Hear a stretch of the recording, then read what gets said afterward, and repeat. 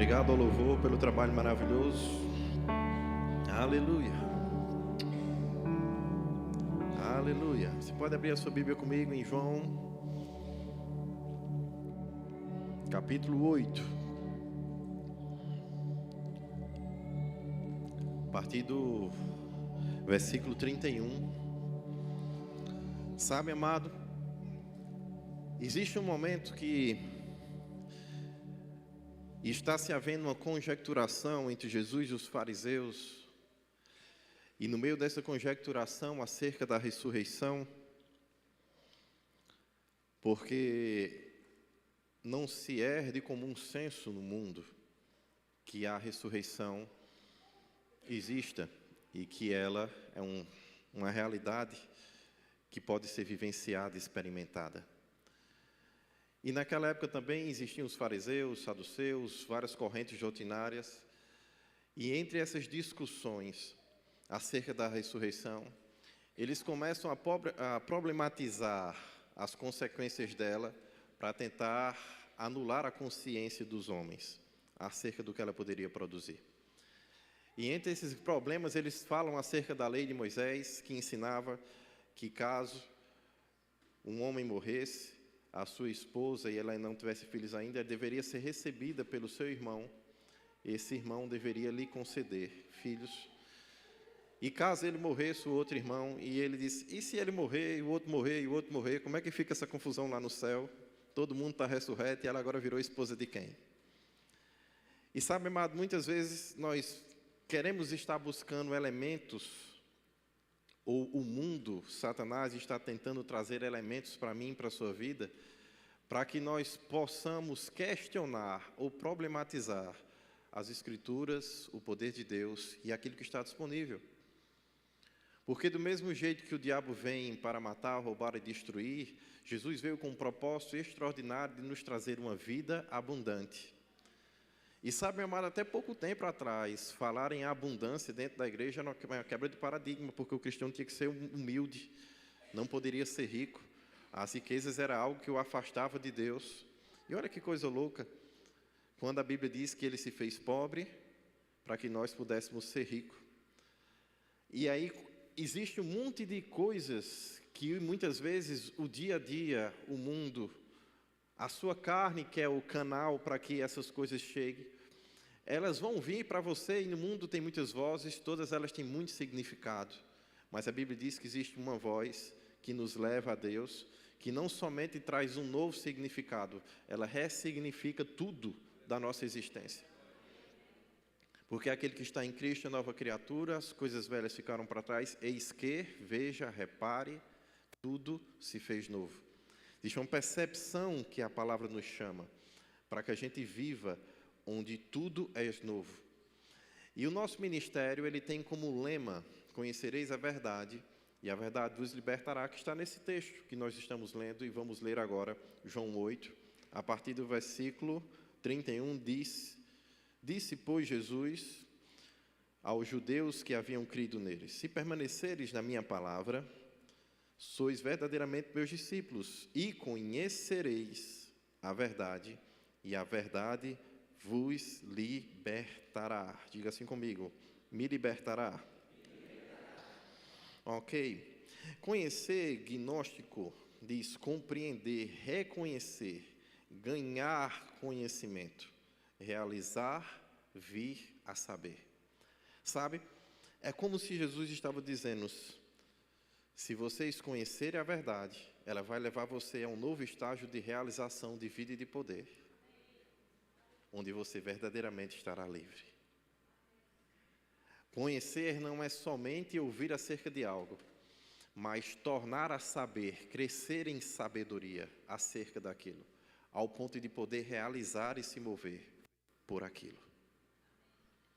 Então, quando a Bíblia está dizendo conhecereis a verdade vos libertará, ela está nos chamando a uma vida de realização, a uma vida onde o conhecimento que nós recebemos vai destravar coisas que dizem respeito à nossa vida, para que nós possamos não somente saber que temos uma promessa, mas que possamos realizar e viver as promessas que temos em Deus.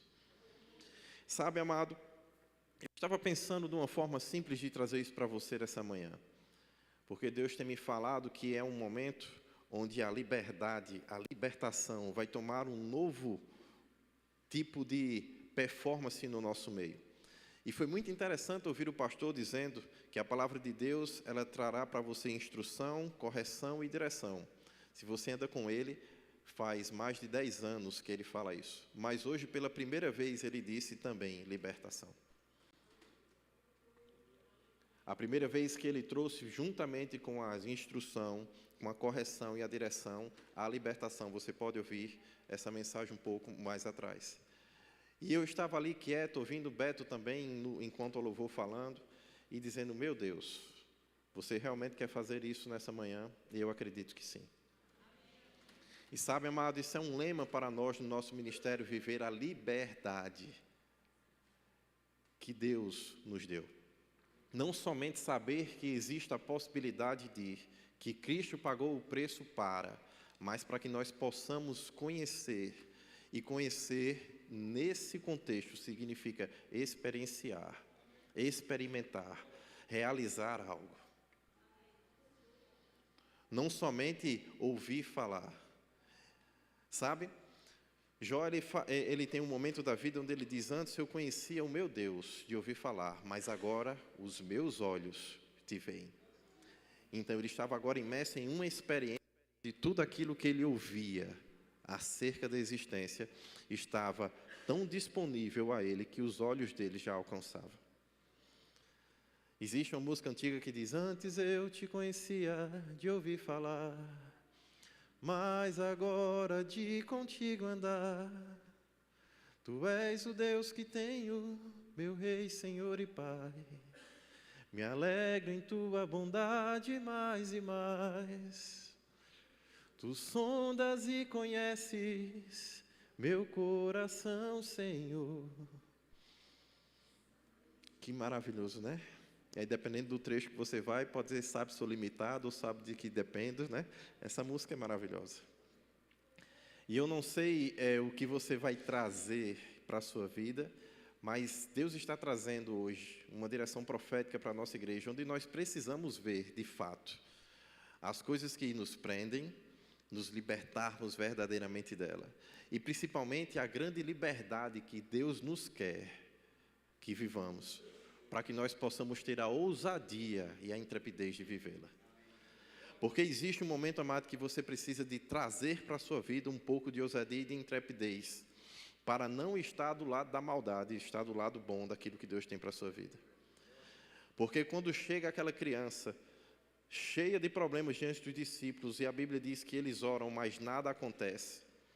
Jesus diz, até quando eu vou estar com vocês, até quando vocês vão ser maus o suficiente de não pagarem o preço, de viver a liberdade do meu poder, que restauraria a vida dessa criança. Então existe uma posição de viver a liberdade, de experienciar o reino de Deus, que nós precisamos tomar, para que de fato os milagres, os prodígios, as maravilhas, as coisas que você não faria em si mesmo, mas com Deus tudo é possível, elas possam acontecer. Porque Deus, meu amado, tem muito prazer e alegria no que Ele te fez, mas tenha certeza que o que Ele fez para você vai muito além do que você já está vivendo e experimentando hoje. Talvez, se der tempo, nós vamos para o Salmo 139, se não, anote, para que você medite nele durante essa semana. Salmo 139. Veja como Deus te fez. Veja como Ele preparou coisas extraordinárias para você. E veja como é grande o amor que o Pai tem para com a sua vida. E nós precisamos entender, amado, que por melhor que tudo isso seja, haverá coisas que a gente precisa se posicionar. Na discussão de Jesus que a gente vai ver, vá comigo em Mateus, capítulo 22, versículo 29. Vamos ler isso. Vamos olhar um pouco dessa discussão de Jesus com a religião e a religiosidade da época.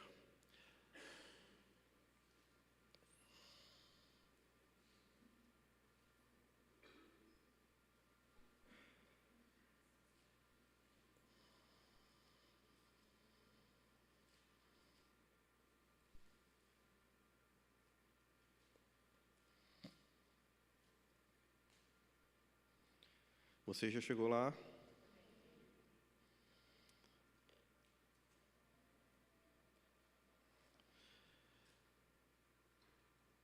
Deixa eu vir aqui, que eu estava olhando aqui uma anotação. Mateus 22, 19, é isso?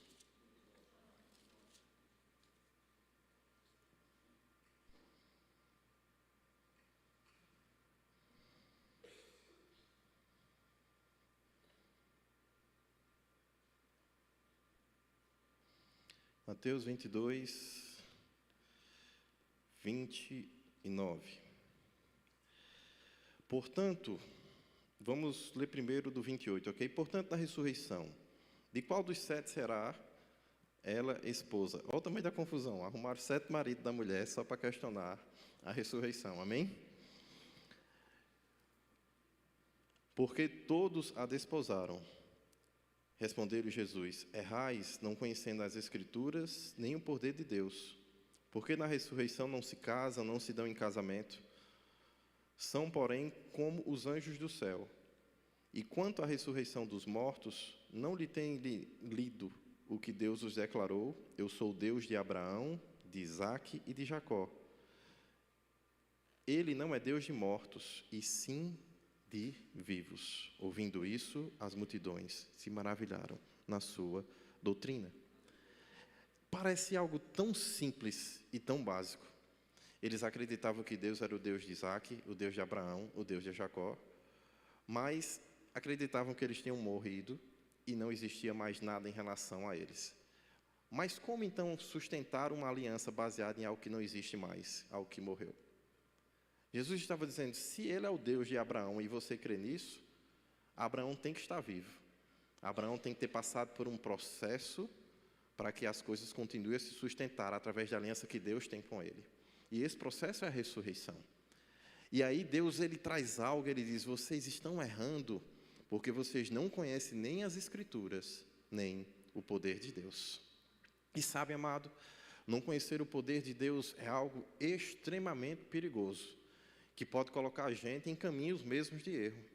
Imagina eu e você, estamos agora ouvindo Jesus dizendo, venha, estamos no meio do mar, e agora somos Pedro, ouvindo Jesus dizendo, venha, venha, venha, mas não era somente Pedro, estavam todos os discípulos. Pedro era o ousado, que mesmo vendo alguém caminhando pelo mar, tinha a ousadia de dizer, mas eu conheço essa voz, se é você mesmo, Jesus, eu quero estar com você. Você entende que a ousadia de Pedro colocou ele dentro de uma posição para conhecer algo que só ele pôde conhecer? E naquele momento, meu amado, Pedro é o único que afunda no mar, mas também foi o único que andou sobre as águas. Por quê? Porque quando viu Jesus andando sobre, ele dizia a Jesus, se é você mesmo, eu quero estar onde você está. Eu quero viver o que você vive. Eu quero fazer o que você faz. Então, se é você que está caminhando pelas águas, me faz também andar sobre elas. E sabe, amado, quando a Bíblia diz que Jesus, conhecereis a verdade, e a verdade vos libertará. Jesus também ensinou que Ele é o caminho, a verdade e a vida. É algo sobre a própria pessoa de Jesus. É algo sobre saber o que Jesus está fazendo. E se Jesus está fazendo, eu também preciso estar envolvido com isso. Porque Jesus está se movendo, eu também então preciso me mover nessa mesma direção. Porque Jesus está realizando, eu também preciso realizar da mesma forma.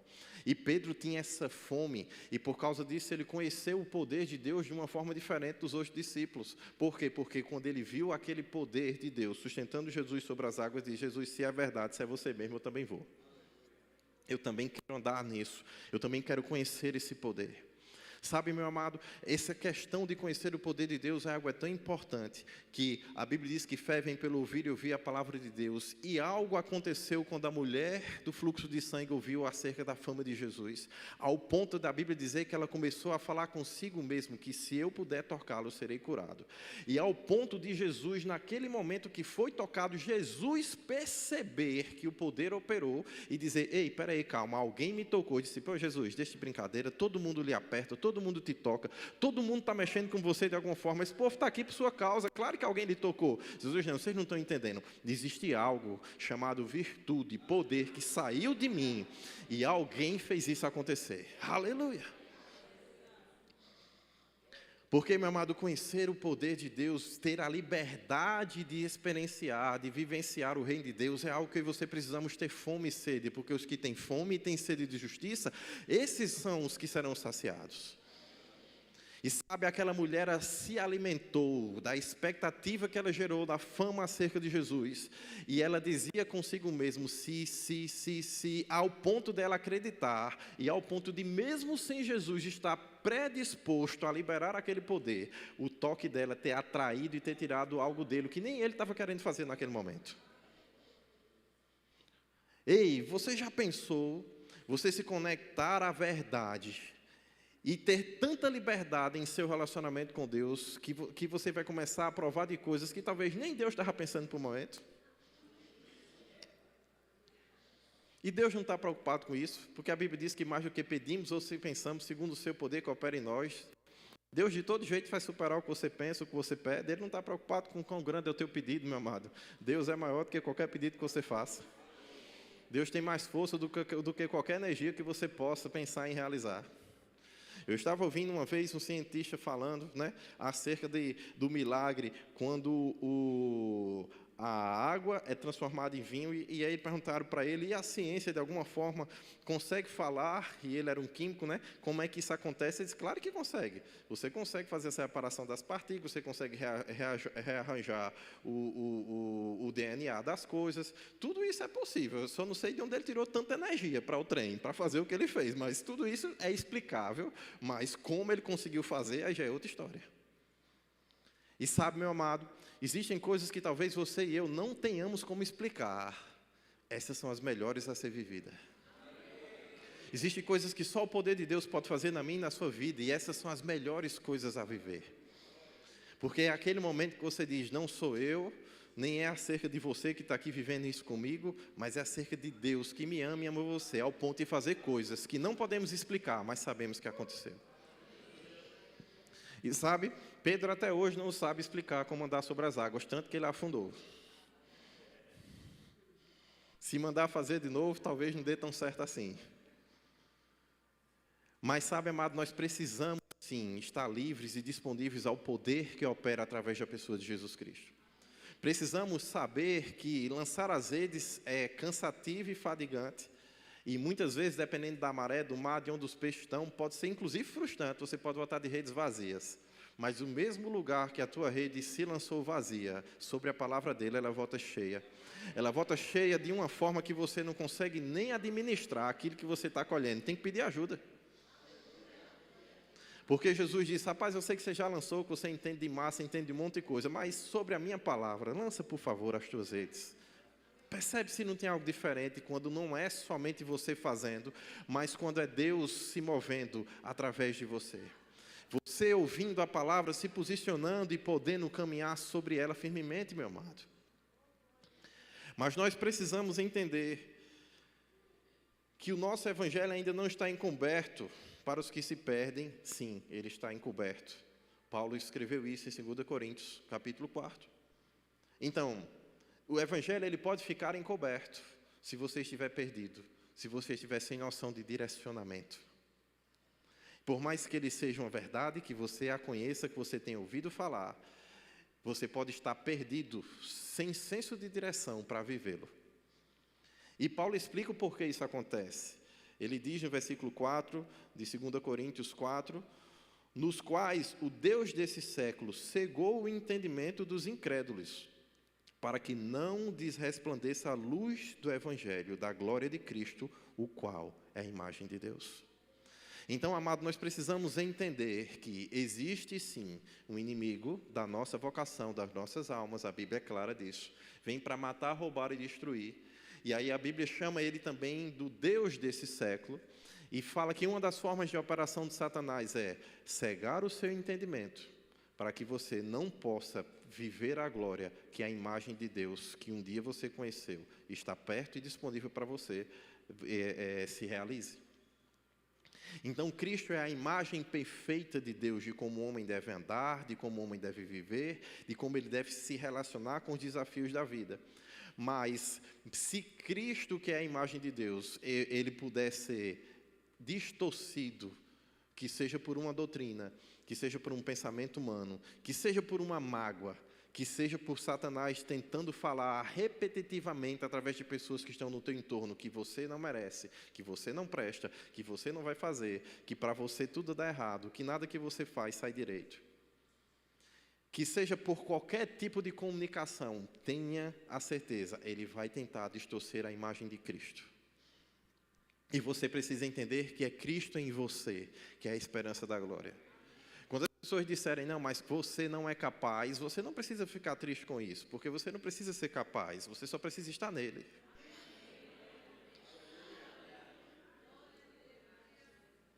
Meu amado, quando eu escuto hoje o diabo dizendo, não vai dar certo, porque você não consegue fazer isso, eu digo, graças a Deus que você já sabe, muito obrigado por me lembrar, porque como eu não sei e como eu não consigo, vamos falar com quem consegue, não é com você. Então, nossa conversa encerrou por aqui. Vamos chamar Deus para o assunto, porque Deus pode. Você entende, meu amado? Você precisa tomar posições. Dizer, Satanás, agora está na hora de conhecer o poder de Deus. Deixa eu só te explicar uma coisa. Quando eu sou fraco, existe um troço chamado poder de Deus, que a Bíblia diz que se aperfeiçoa na minha fraqueza. Quando você fala da minha fraqueza, eu começo a ficar animado por dentro, porque algo vai ter que acontecer. E sabe, meu amado, está na hora de você ficar com menos mimimi, com menos bububu, sabe, ficar menos chateado e ficar mais empolgado, com expectativa acerca da palavra de Deus. Não se importe com as palavras que as pessoas te falam acerca daquilo que deprecia, porque na verdade, meu amado, é exatamente aí onde Deus vai fazer. Sabe, amados, antes de casar, eu e Rafaela sentamos, fizemos uma reunião com uma médica de extrema confiança nossa, inclusive minha mãe, dizendo, olha, vocês vão ter que ter cuidado na hora de ter menino, porque Bruno tem isso, tem aquilo, e ela estava falando, tudo era verdade, os diagnósticos estavam diante de nós, o relatório estava diante de nós. Mas sabe, meu amado, no dia que eu quis ter filho, que nem Rafaela queria, só para vocês saberem que às vezes Deus também faz meus gostos, não é só o dela. Eu sei que ela é a preferida, mas de vez em quando sobra alguma coisinha para mim, amém? Né?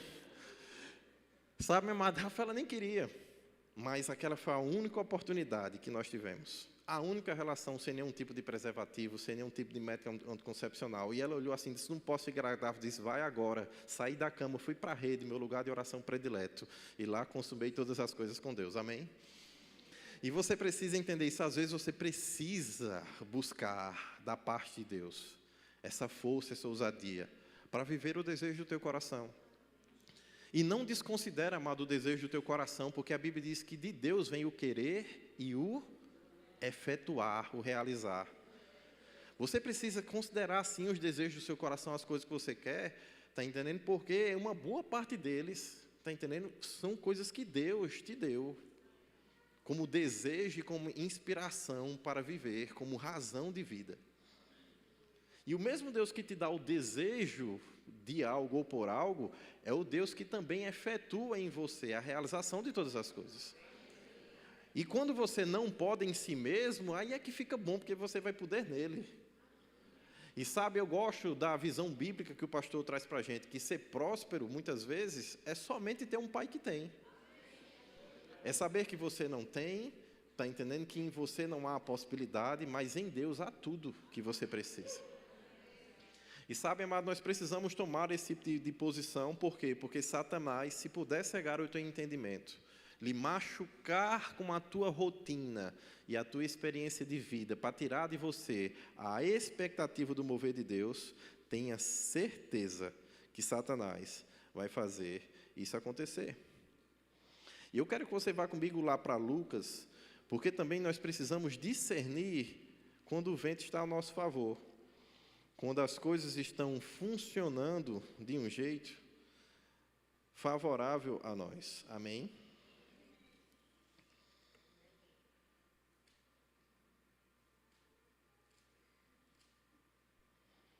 Aleluia.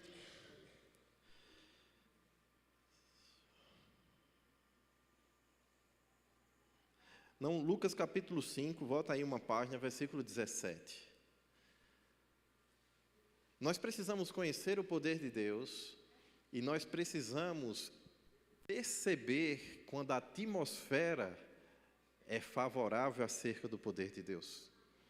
Quando as coisas estão se movendo para que algo nesse sentido aconteça. Ora, aconteceu que, naqueles dias, estava ele ensinando. Achava-se ali assentados fariseus e mestres da lei, vindo de todas as aldeias da Galileia e de Jerusalém. E o poder do Senhor estava com ele para curar. Diga assim comigo: e o poder do Senhor estava com ele para curar. E isso é extraordinário. As pessoas têm percepção de que o poder de Deus operava em Jesus Cristo para a cura. E que naquele momento, naquela reunião, algo diferente também estava acontecendo. Sabe que às vezes como igreja você precisa dessa percepção? Você precisa ser o doido que rasga o teto, que para o culto. Sabe, meu amado, eu gosto disso. Porque a Bíblia diz que a gente erra quando a gente não conhece o poder. Então, se é para errar, eu vou errar tentando conhecer. E eu gosto da força e da disposição desses amigos.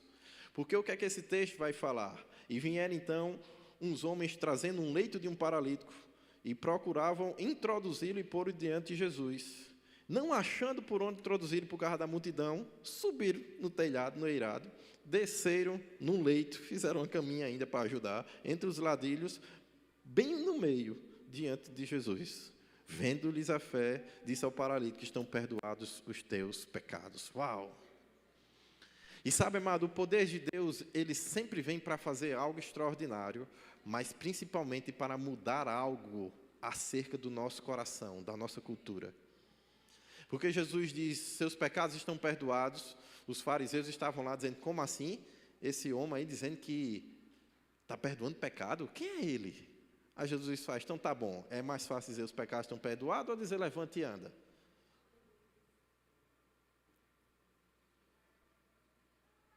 E aí, no meio desse silêncio, igual de vocês, Jesus diz: então levante e ande, meu amigo, para que eles saibam que o Filho do Homem veio perdoar os pecados. E sabe, amado, porque Jesus conhecia esse poder, ele inclusive usava de uma forma estratégica, não somente para alcançar aquilo que era desejável pelas pessoas, mas também para quebrar os grilhões dos pensamentos equivocados. Porque mais do que te dar uma boa experiência, Deus quer te mostrar o valor e o amor que Ele tem por você. Mais do que te dar uma boa experiência ou dar uma experiência prazerosa para alguém, Jesus quer que a gente entenda a liberdade que Ele nos concedeu. Entenda o relacionamento de paternidade que Ele quer viver. Sabe? Ao ponto de você poder dizer: Abba, Pai. Quando Jesus dizia Abba, Pai, Jesus estava dizendo: Pai querido, Pai íntimo, Pai do meu dia a dia. Sabe? Você e eu precisamos entender que existe algo tão poderoso em receber Jesus como Senhor e Salvador da vida, que o maior privilégio é ter Deus como Pai, poder em seu homem interior discernir a voz do Espírito Santo, não ser guiado por aquilo que vê, mas poder ser guiado pelas fontes da certeza e da sabedoria das promessas de Deus. Saber que o senso da eternidade nos foi restaurado e recuperado quando o Eterno Espírito nos fez habitação novamente. Saber que toda a inimizade entre você e o Criador de todas as coisas já caiu por terra, porque Jesus pagou o preço pelo meu e pelo seu pecado. E agora você pode ouvir a voz do Senhor. Você pode ouvir os seus ensinos, ouvir as suas instruções e simplesmente se mover. Sabendo que Ele sustenta todas as coisas pelo poder da sua palavra, então Ele também há de sustentar tudo aquilo que Ele está te falando. Tudo aquilo que Ele está introduzindo em sua vida. Tudo aquilo que Ele está te direcionando para fazer. Deus é o sustento, o centro de tudo. E Ele precisa ser o centro da minha e da sua vida. Porque mesmo Ele estando assentado no centro de todo o universo, estendendo os céus como cortina, sendo alguém grande e extraordinário, Ele não se impôs como o centro da sua vida, da sua atenção, do seu dia a dia. Ele te deu a liberdade de poder escolher ao que seria o foco da tua existência, do teu viver. Mas deixa eu só te dizer uma coisa: se você conhecer Cristo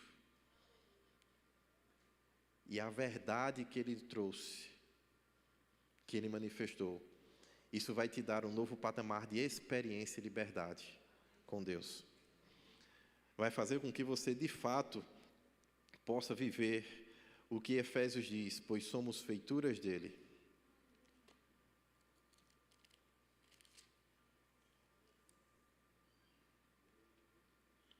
Criados em Cristo Jesus para as boas obras, as quais de antemão preparou para que nós andássemos nelas. Portanto, lembrai-vos que outra hora, vocês, gentios na carne, chamados incircuncisos por aqueles que se intitulavam circuncisos na carne por mãos humanas, naquele tempo estava sem Cristo, separados da comunidade de Israel. Naquele tempo, você era estranho às alianças e às promessas, não tendo esperança e sem Deus no mundo. Mas agora, em Cristo, vocês que estavam longe, fostes aproximados pelo sangue de Jesus. Porque é Cristo que é a nossa paz. Foi por Ele que de ambos fez um.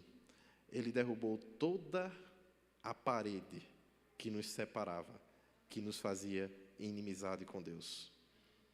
E sabe, amado, que bom que nós podemos olhar e dizer, rapaz, houve um tempo onde tudo isso era distante, tudo isso não era possível, mas hoje é o tempo onde tudo que era distante se tornou uma aliança em Cristo. Se tornou um compromisso de Deus para comigo e de mim para com Deus. E eu não posso me refutar de conhecer o poder e as Escrituras como Deus gostaria que eu conhecesse. Porque eu conhecendo a verdade vai nos libertar. A criação geme e suporta dores, e ela aguarda com grande expectativa a manifestação dos filhos de Deus. E você vai ver que também ele vai falar para a liberdade e da glória dos filhos de Deus. Sabe, amado, tudo isso que foi conquistado, para mim e para você, o louvor pode subir. Existe um contexto de liberdade que Deus quer que eu e você atuemos. Liberdade para ser edificado na nossa fé, porque fé vem pelo ouvir e ouvir a palavra de Deus. Então você precisa entender que você tem uma fé, mas há um caminho para que essa experiência, essa liberdade cresça, e é o caminho da exposição à palavra de Deus. Quando você se expõe à palavra, você se expõe à fé. E a Bíblia fala que essa fé, quando vem para mim e para você, ela também precisa tomar forma. E aí a Bíblia diz, orando no Espírito Santo, edificando a nossa santíssima fé. Está lá em Judas, no versículo 20.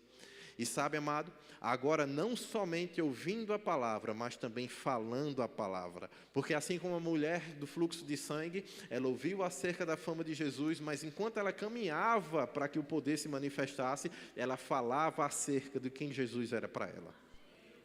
Sabe, amado, você precisa, quando ouvir de Satanás, você não pode, você não consegue. Enquanto você caminha para o alvo, para o prêmio da soberana vocação, você precisa caminhar com uma palavra, porque senão você vai estar perdido. Lembra o que nós ensinamos em Coríntios capítulo 4, que Paulo ensinou? Que Satanás tenta desnortear, cegando o entendimento. Então você precisa ter uma visão clara, você precisa ter o entendimento claro acerca do que Deus quer. Então você não pode estar aberto e vulnerável. Não, Deus me deu uma promessa, eu vou seguir na direção da promessa, mas aí você segue, fica à vontade, viu, Beto? Você segue na direção da promessa sem uma visão, sem uma palavra que te sustenta. O caminho vai te machucar, amado. Porque a palavra de Deus diz que era uma grande aquela multidão. Aquela mulher já sangrava há vários e vários anos. Imagina o fedor disso. Você acha que enquanto ela caminhava no meio da multidão, estava todo mundo feliz ali por ela no meio dela? Amado, hoje a gente toma banho todo dia, tem perfume francês. Esse povo estava no deserto, banho era luxo.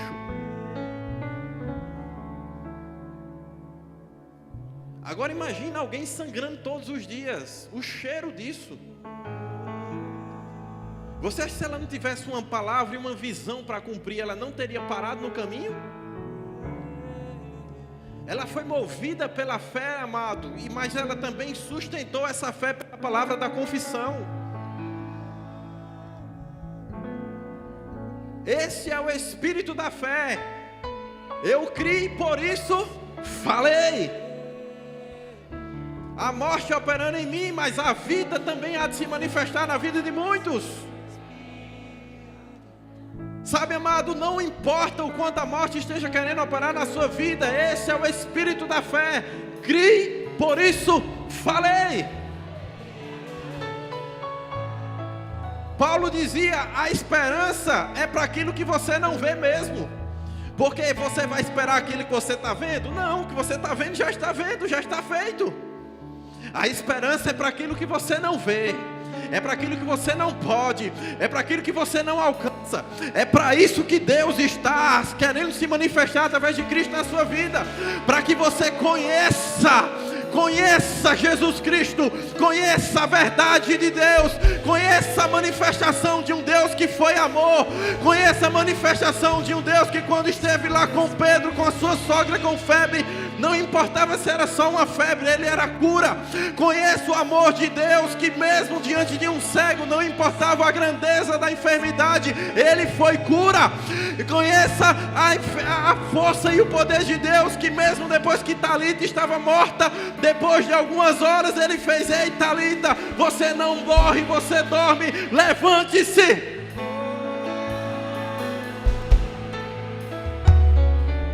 Conhece o amor que ele tem em Jesus Cristo, ao ponto de que a incredulidade estava lá cercando a vida daquela menina.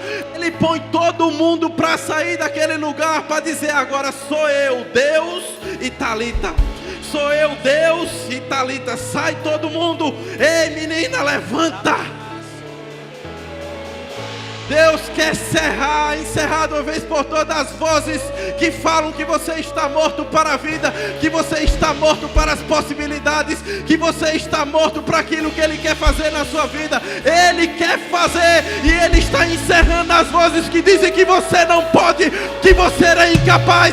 Ele está dizendo: saia espírito de incredulidade em nome de Jesus, saia espírito de morte, saia espírito de enfermidade, porque eu estou aqui para fazer um milagre em sua vida. Eu estou aqui para dizer: suja, ressuscite Talita, ressuscite em sonhos, ressuscite em favor, ressuscite em graça, meu amado.